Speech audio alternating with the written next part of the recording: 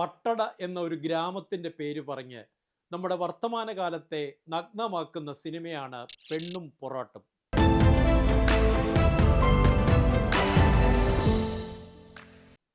നടനും കാസ്റ്റ് ഡയറക്ടറുമായ രാജേഷ് മാധവൻ സംവിധാനം ചെയ്ത ആദ്യ ചിത്രം യാഥാർത്ഥ്യത്തെയും അബ്സേർഡിറ്റിയെയും ചേർത്തുള്ള ഒരു കഠിന സറ്റയർ.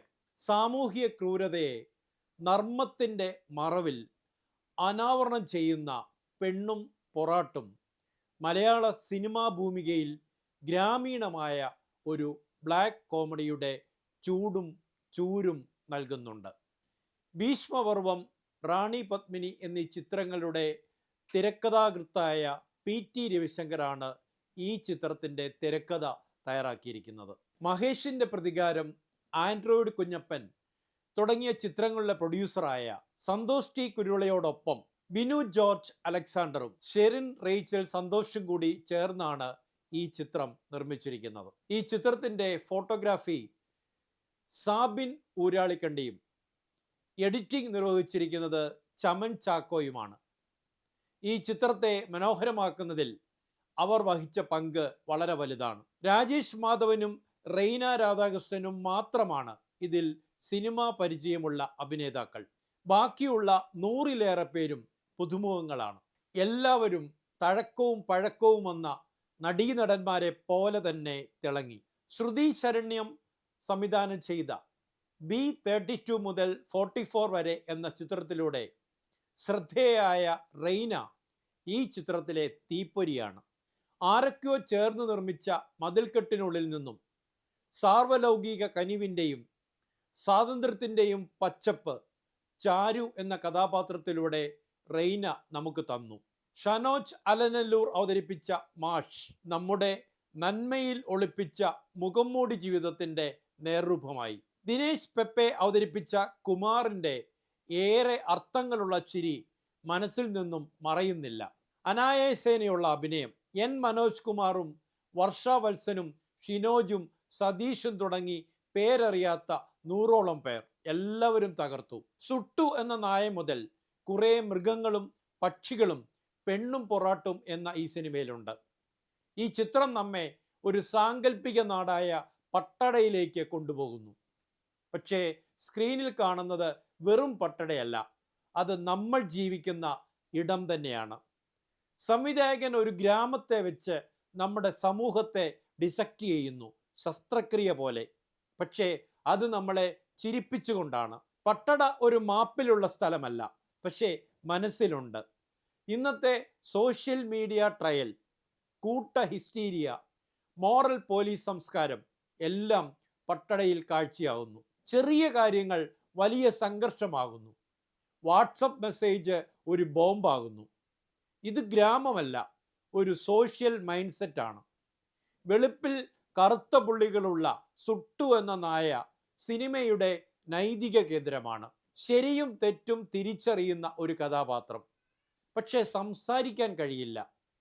സുട്ടു എന്ന നായ തീക്കും ബോംബിനും തെറികൾക്കും ആക്രോശങ്ങൾക്കുമിടയിൽ ജീവിക്കുകയാണ്. ഇവിടെ സുട്ടു ഒരു മൃഗമല്ല, മിണ്ടാതിരിക്കുന്ന ഒരു മൂളാക്കം പോലുമില്ലാത്ത ഒരു പൗരൻ.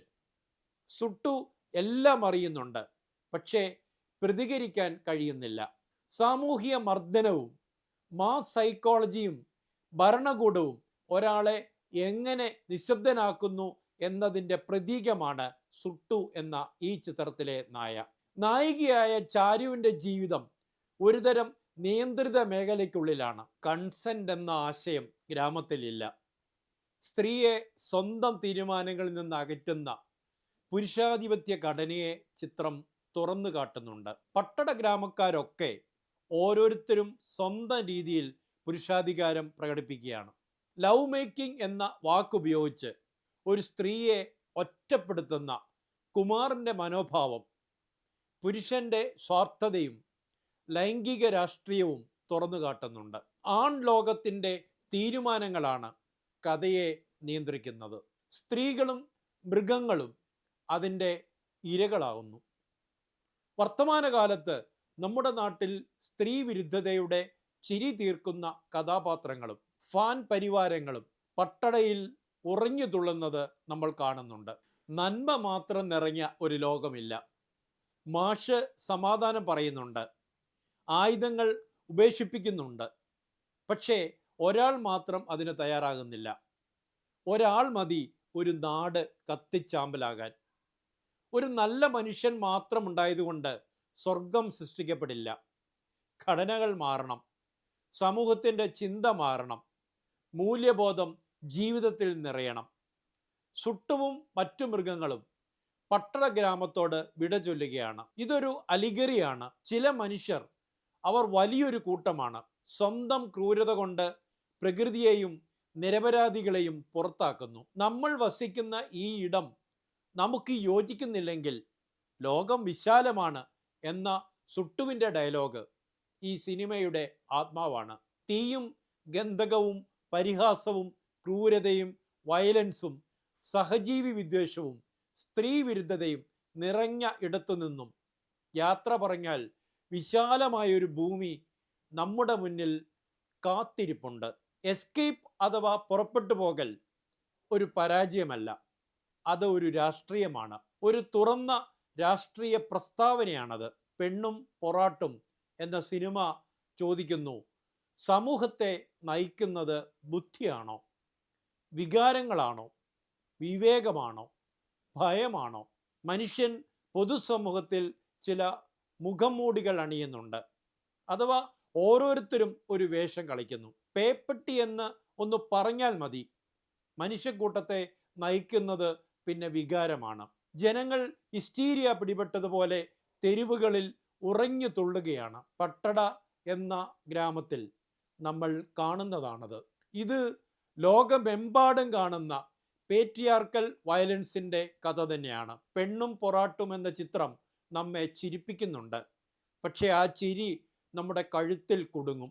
ഈ സിനിമയിലെ പട്ടട ഗ്രാമം ഒരു കഥാപാത്രം തന്നെയാണ്. പഴയ കാർ, ലൂണ മോഡൽ 2 വീലർ, സൈക്കിളുകൾ, പടക്കങ്ങൾ, ആയുധങ്ങൾ, കുറേ മനുഷ്യർ, കുറേ മൃഗങ്ങൾ, ഭൂരിപക്ഷത്തിന് വയലൻസ്, കുറേ പേർക്ക് സർവൈവൽ. പെണ്ണും പൊറാട്ടും എന്ന സിനിമ ചില ഭാഗങ്ങളിൽ ആശയഭാരം കൂടുതലായി ചുമക്കുന്നുണ്ട്. ചില കഥാപാത്രങ്ങൾ ആശയങ്ങളുടെ പ്രതിനിധികളായി നിൽക്കുകയാണ്. ഒരു കൃത്രിമ ലോകത്തിൻ്റെ ഭാരക്കൂടുതലും ഈ സിനിമയ്ക്കുണ്ട്. പക്ഷേ ഈ സിനിമ പ്രേക്ഷകരെ കംഫർട്ടബിൾ ആക്കുന്നില്ല, അൺകംഫർട്ടബിൾ ആക്കുകയാണ്.